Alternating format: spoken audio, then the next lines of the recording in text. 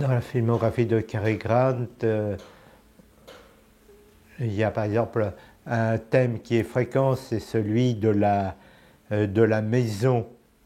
Et dans ce film, il n'a pas de maison, il n'a même pas de lit, donc c'est plus l'absence du thème principal qui est intéressante. Where will you go? I don't know.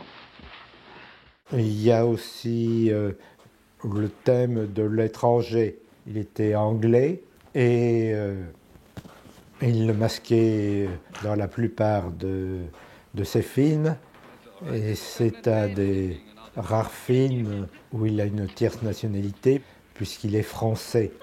Et c'est une occasion pour Howard Hawks de taper sur le français dans la mesure où le personnage n'est pas américain. On peut plus facilement le ridiculiser. Je suis enchanté de faire votre connaissance. Hiya. Et il y a aussi comme thème qui ressurgit à travers ce film, c'est le thème de la clé qu'on trouvait déjà, par exemple, dans Cette sacrée vérité.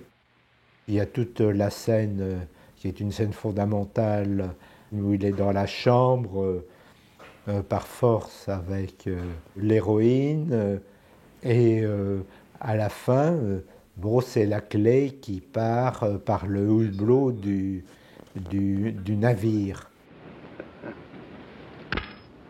I Was Emil Bride est un film qui se situe peut-être un peu à part.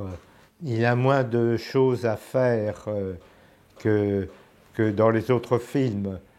C'est un personnage qui est coincé bien souvent, notamment dans un sidecar, dans une baignoire. En fait, sa partenaire féminine joue beaucoup plus que lui, et c'est amusant parce que il est l'acteur principal et il est sans cesse en butte aux situations les plus diverses. On le confronte aux objets, ce qui est là une des fonctions essentielles du comique. Des objets dont il ne sait pas se servir, il est sans cesse dans des situations qui relèvent effectivement du burlesque. Well, at the moment, I can't feel anything anyway. Il faut dire aussi que c'est un comique assez poussé puisqu'il se situe au-delà de la vraisemblance. Par exemple, lorsqu'il rêve en sidecar endormi alors que le sidecar est lancé, c'est une situation totalement invraisemblable.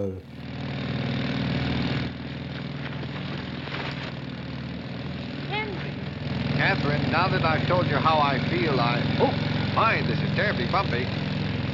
Look out! Cary Grant offre dans le domaine de la comédie, où il se passe relativement peu de choses, et où ce qui compte le plus, c'est des attitudes particulières, des jeux de regard. Il y a des petits mouvements de tête de côté, il y a des mouvements de l'œil très noirs. Un autre principe qui fonctionne parfois, c'est le jeu sur la réaction retardée.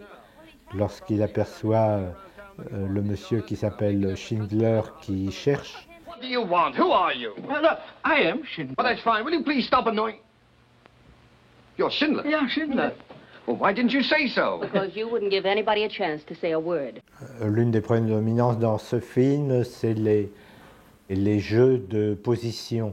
Par exemple, par au moins 3 fois, il y a des recours à des positions obliques qui sont intéressants, notamment lorsqu'il il s'enfuit par la fenêtre pour ne pas être vu dans la chambre avec la femme. Jacques Tati, on y pense parce qu'on le voit dans des... Il y a ce plan par la fenêtre où il est dans la même position que Jacques Tati dans les vacances de Monsieur Hulot. Et il y a encore un autre endroit où il y a une position oblique, c'est lorsqu'il est sur la barrière du passage à niveau. Hey! et encore lorsqu'il est coincé dans la baignoire pour dormir. Après plus de 15 ans de jeu, Cary Grant s'est amusé comme ça à se travestir, puisqu'il doit passer pour femme pour rentrer dans le bateau où est sa femme légitime. Cary Grant était un peu craintif par rapport à ce fait de jouer en travesti. Horrible.